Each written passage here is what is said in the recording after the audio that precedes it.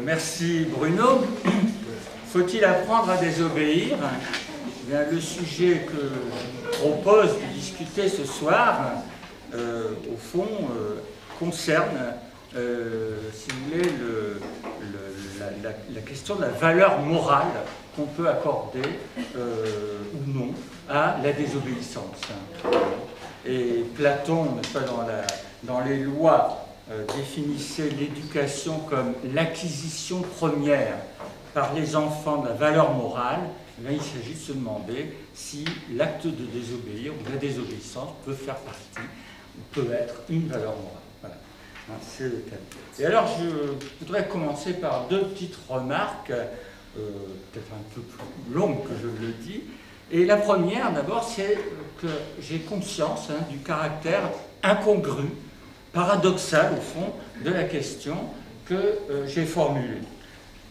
Personne, en effet, ne peut admettre sans forte raison, sans se justifier par de fortes raisons, que la finalité de l'éducation, par exemple, puisse être de nous pousser ou de nous entraîner à la désobéissance. Ça paraît absurde. Spontanément, si vous voulez, on est plutôt de l'avis d'Eric Weil, un philosophe qui déclarait que ce que l'éducateur veut former, c'est un individu qui, dans ses actions, tienne compte de ce que la communauté, par ses mœurs, règles et lois, définit comme son intérêt ou son bien.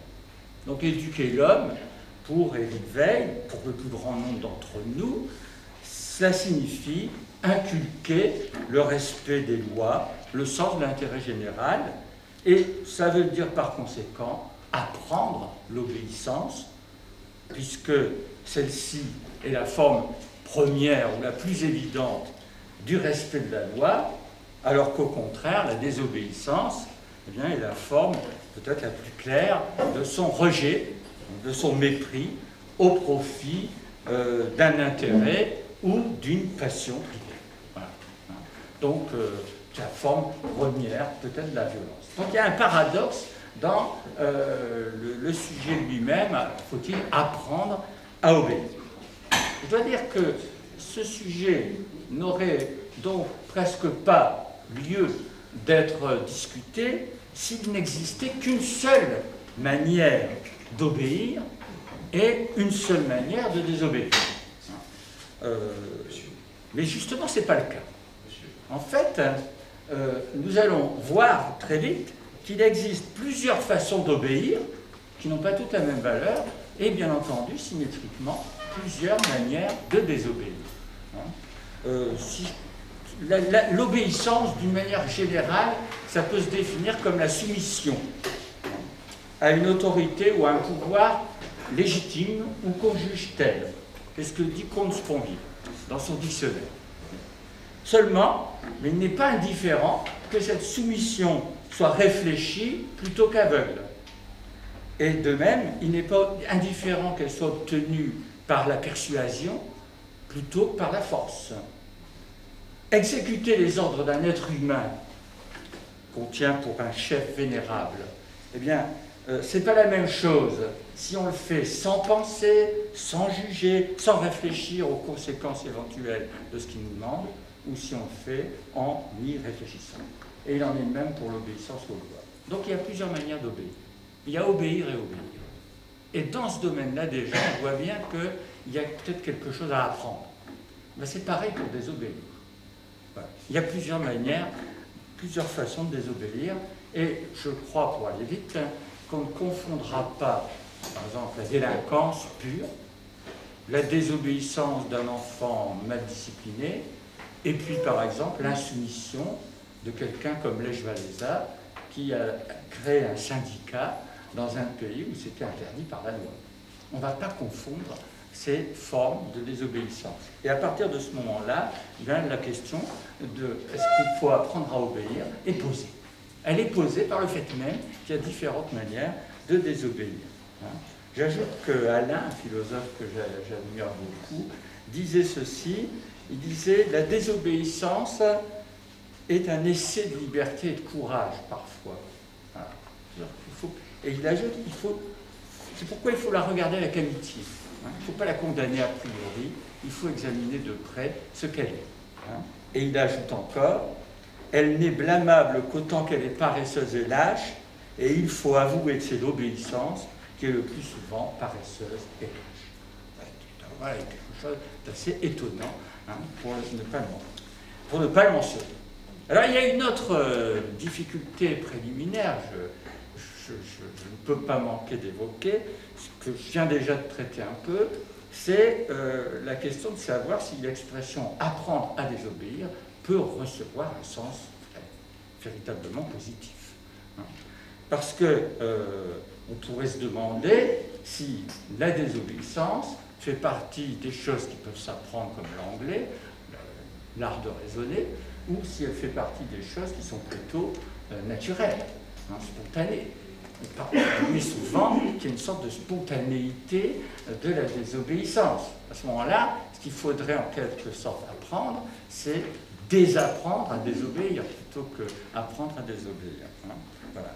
Et le problème est d'autant plus embêtant, il m'a embêté beaucoup, je dois dire, que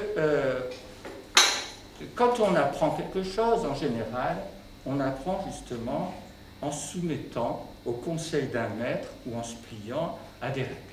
Voilà. C'est comme ça qu'on apprend à nager, à lire, etc. Il faut toujours être soumis quand même à des conseils du maître. Donc il faut obéir pour apprendre. Alors s'il faut obéir pour apprendre, il devient très difficile de comprendre comment on va obéir pour apprendre à désobéir. Ça devient impensable. Hein. On est dans une espèce de paradoxe, le paradoxe du menteur. Hein. Si un maître commande la désobéissance, il ne peut pas être obéi. C'est pas possible. C'est un cercle vicieux. Si je dis à quelqu'un désobéit, il ne peut pas s'en sortir. Ou bien il désobéit, à ce moment-là il m'obéit, ou bien il obéit, à ce moment-là il me désobéit. C'est impossible. Donc il y a une difficulté là, une difficulté fondamentale. Et cependant, en y réfléchissant assez longuement, je me suis rendu compte qu'il y avait des maîtres de désobéissance, tout simplement. Le plus célèbre, c'est Dieu. Dieu qui donne un interdit, qui formule un interdit, qui dit « tu ne mangeras pas du fruit de cet arbre », et qui, une fois qu'il a formulé cet interdit, aidé par les passions, par le serpent, rend possible la désobéissance. On peut dire que le maître qui donne un ordre, qui donne une règle, qui donne un interdit, apprend autant à obéir qu'à désobéir, si je puis dire. Et l'éducateur autoritaire fait la même chose que Dieu, et au fond, vis-à-vis de l'enfant, comme Dieu. Il lui donne des ordres, il dit il faut faire ça. Ces ordres, aux yeux de l'enfant, reflètent des désirs que l'enfant ne comprend pas forcément. L'adulte a des désirs que l'enfant n'a pas, et par conséquent, l'enfant est amené, n'est-ce pas, soit à soumettre, donc il apprend une soumission, soit à se rebeller et à chercher en quelque sorte à réaliser ses propres désirs à l'insu du maître. Donc le maître, en lui donnant un ordre, en donnant une éducation autoritaire, a appris d'une certaine façon la désobéissance. Et c'est ce que dit Rousseau. Je me permets de citer une phrase de Rousseau, s'il vous plaît, qui est intéressante. Hein. Il dit ceci: « En essayant de persuader à vos élèves le devoir de l'obéissance, vous joignez à cette prétendue persuasion la force et les menaces, ou qui pisez la flatterie et les promesses. Ainsi donc, amorcés par l'intérêt ou contraints par la force, ils font semblant d'être convaincus par la raison. Ils voient très bien que l'obéissance leur est avantageuse et la rébellion nuisible aussitôt que vous vous apercevez de l'une et de l'autre, mais comme vous n'exigez rien d'eux qui ne leur soit désagréable, et qu'il est toujours pénible de faire les volontés d'autrui, ils se cachent pour faire les leurs, persuadés qu'ils font bien si l'on ignore leur désobéissance, mais prêts à convenir qu'ils font mal s'ils sont découverts, de crainte d'un plus grand mal. Donc une éducation un peu autoritaire est une éducation, d'une certaine façon, c'est curieux, pernicieuse. Donc le résultat que je retiens de cette analyse de Rousseau, c'est qu'il y a une unité dialectique entre apprendre à obéir et apprendre à désobéir. Voilà. Il y a une liaison des deux. On ne peut pas les séparer. Et je dirais que le progrès de la raison, puisqu'il a fait allusion à la raison, le progrès de la raison va permettre de mieux obéir, c'est-à-dire d'obéir parce qu'on reconnaît dans la règle quelque chose de valable, qui n'est pas possible dans l'enfance, bien entendu. Hein, au départ, l'enfant ne peut pas comprendre pourquoi la règle est valable. Mais ça va lui permettre aussi de mieux désobéir. Et donc je retrouve mon sujet. Parce qu'ayant compris qu'il fallait obéir à une règle parce qu'elle est valable, eh bien, il aura aussi compris qu'il fallait peut-être désobéir aux ordres qui contredisent cette règle. Donc, il y a une unité des deux thèmes. Voilà. Alors, j'en viens, puisque je ne veux pas prendre trop de temps, j'en viens donc à ce qui fait donc l'essentiel de mon propos, à savoir qu'est-ce qui peut conférer à la désobéissance une valeur ou, en quelque sorte, lui donner une valeur, même morale. Alors, je dirais qu'il y a 3 thèmes ici, où je donne avec à chaque fois un peu la discussion qu'on peut lui opposer. Il y a un premier thème qui peut être formulé et qui serait le suivant, qui dirait au fond, la soumission à la loi en tant que telle est une aliénation, une négation de la liberté, et pour conquérir sa liberté, il y a un moment nécessaire de désobéissance. Voilà. Il faut qu'il y ait un moment de désobéissance pour que l'homme parvienne à s'émanciper de la subordination et réalise au fond son essence qui est d'être libre. Voilà. Ça c'est un premier thème, une sorte c'est l'obéissance qui serait la désobéissance qui serait une pédagogie de la liberté.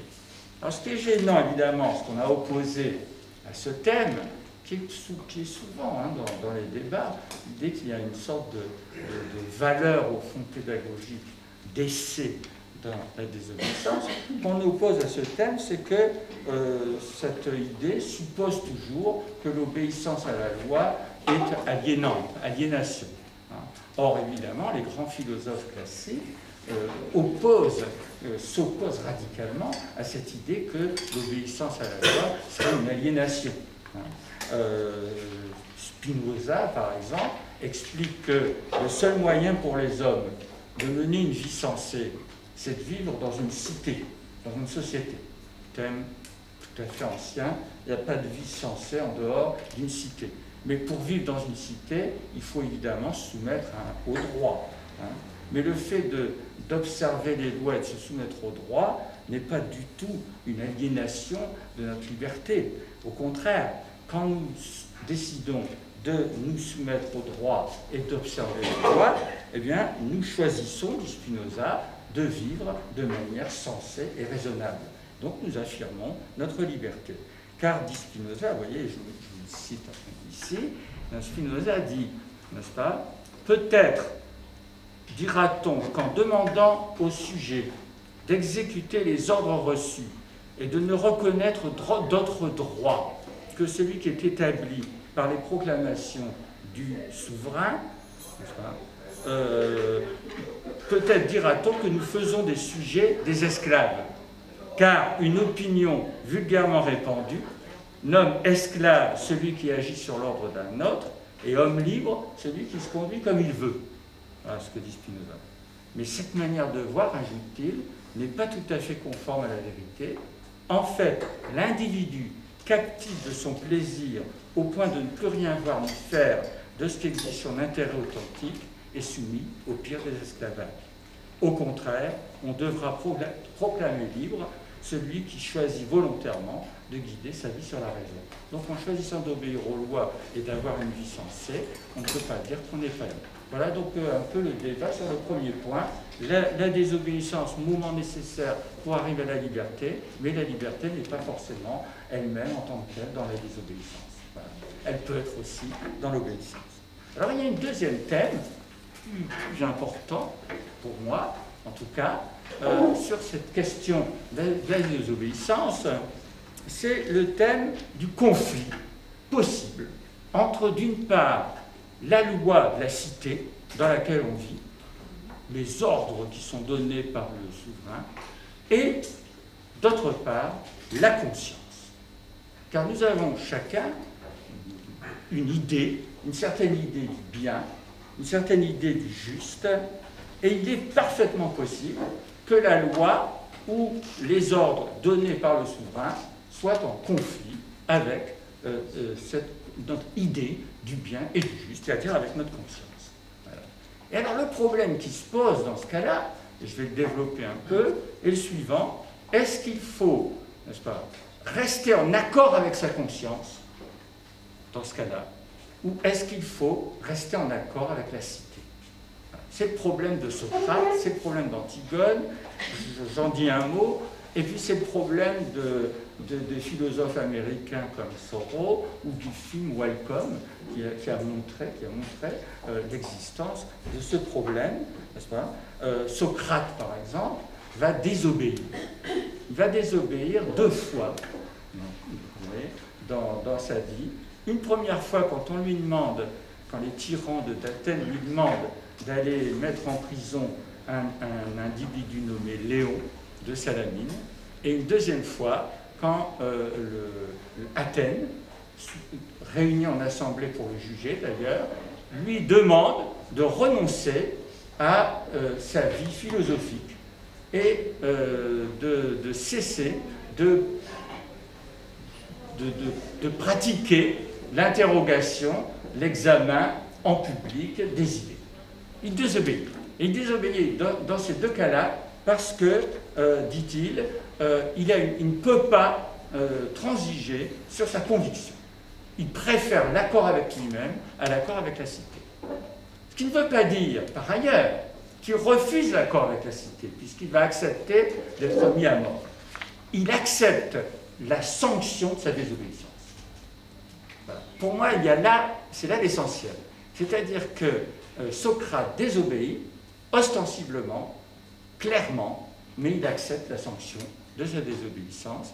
Donc, il est à la fois contre la loi ou l'ordre que lui donne la cité, parce qu'il considère que renoncer à une vie philosophique, c'est un mal, mais en même temps, il dit, puisque je suis contre la cité a le droit de me punir et je dois accepter la punition. Voyez. Donc vous avez là une désobéissance qui n'a plus rien à voir, bien sûr, avec celle du délinquant, et vous trouvez la même chose, au fond, je parlais du film Welcome. Dans le film Welcome, que peut-être vous avez vu, il est question d'une loi qui, au fond, sanctionne quelque chose, par ailleurs, satisfait, je dirais, au devoir universel d'hospitalité. Le devoir d'hospitalité exige d'accueillir les étrangers, mais il y a une loi qui dit, si vous les accueillez, vous serez punis. Donc il peut y avoir là un conflit entre la conscience et la loi, et il y a des gens qui vont affronter la sanction pour rester en accord avec leur conscience. Vous voyez ? Il y a là quelque chose qui est important, et alors comme toutes les thèses évidemment importantes, n'est-ce pas, eh bien celle-ci a été discutée et est discutable, parce que, et je vous donne un élément de cette discussion, certains auteurs vont dire que, en voulant être en accord avec sa conscience, on risque d'introduire dans la cité un désordre plus dommageable encore que celui qui est créé par la loi injuste. On détruit la cité, on sape la base de la cité, qui est de s'engager à respecter la loi. Donc le droit de la subjectivité d'affirmer son idée du bien va entrer en conflit avec le bien que représente quand même l'État. Il y a donc une difficulté ici majeure, et qui est d'autant plus forte que très souvent cette désobéissance est individuelle. Vous remarquerez que pour l'instant je parle de désobéissance individuelle. Voilà. Et alors, dernier thème, que je passe très vite, le dernier thème pour justifier certaines désobéissances, en tout cas la capacité de désobéissance, c'est qu'il faut toujours résister au pouvoir quel qu'il soit. C'est-à-dire que, n'est-ce pas, et là c'est illustré par un autre film que vous avez peut-être vu aussi, mais je ne vais pas en parler, l'heure passe, un film qui s'appelle La Vague, dans lequel on voit, si vous voulez, une sorte de communauté qui se forme autour d'un chef qui va donner en quelque sorte tous les ordres, qui va être suivi aveuglément par la plupart, sauf par une ou deux personnes qui risquent donc tout pour la désobéissance. Et je trouve que cette capacité à désobéir est essentielle. Elle doit être formée dans le citoyen. Elle fait partie de la formation du citoyen. C'est-à-dire que le citoyen ne doit pas être formé simplement à obéir. Il doit être formé aussi à examiner, à discuter et éventuellement, à mon avis, à désobéir. Et c'est de cette manière-là qu'on évitera la tyrannie. Parce que comme le dit Kant, qui par ailleurs est plutôt favorable à l'obéissance, hein, en général, et comme il le dit, l'homme est un animal qui, dès qu'il est au milieu de ses semblables, a besoin d'un maître. Mais ce maître, c'est un homme, qui donc a besoin d'un maître. Et à partir du moment où personne n'est prêt à désobéir à ce maître, on peut dire que le maître est sans maître. Et c'est très grave, c'est très embêtant. Hein. Un chef sans maître, c'est un chef auquel personne n'est prêt à résister. Hein.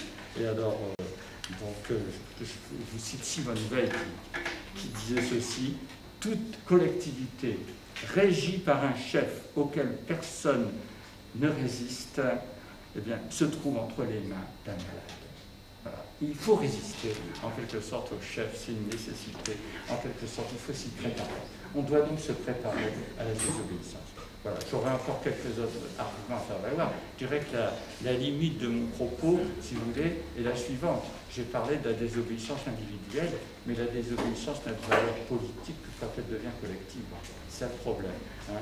Si vous voulez, les progrès moraux que l'humanité a accomplis ont souvent été dus à une désobéissance. Si personne n'avait désobéi, par exemple, à la loi qui interdisait l'expression de la pensée libre, on en serait toujours à cette époque-là. Mais cette désobéissance, si elle était restée individuelle, n'aurait eu aucune efficacité. Donc le problème qui demeure, c'est, pour moi, dans ce que j'ai laissé de côté, mais qui est important, c'est l'articulation de la désobéissance individuelle avec une désobéissance plus collective. Voilà. Si vous voulez, pour conclure ce petit texte, ce qu'on appelle l'émancipation du genre humain apparaît de l'extérieur comme une suite ininterrompue de révoltes qui se dépassent et tentent de s'inscrire dans la loi. Mais pour que cette inscription ait lieu, il a fallu désobéir d'abord à la loi intérieure. Voilà. Merci.